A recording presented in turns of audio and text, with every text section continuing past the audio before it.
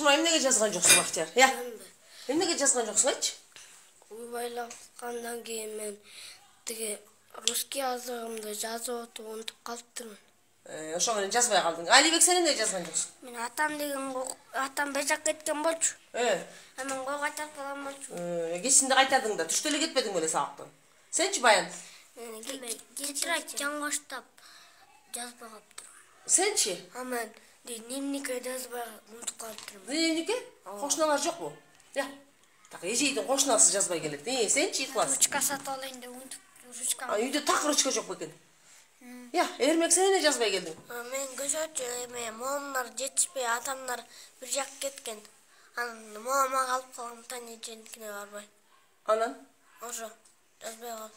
Барбасаң деле жаза бер да, аякка барбасаң деле. Камила. Мен бала карап калгам. Кечки бошобой койдуңбу такып? Бүт сабак жазган жоксуңбу? Жазгам кичине. Сенчи? Унутуп калыптырмын эркин менен ат кайтар. Я. Эркин менен жазбай калдыңбы?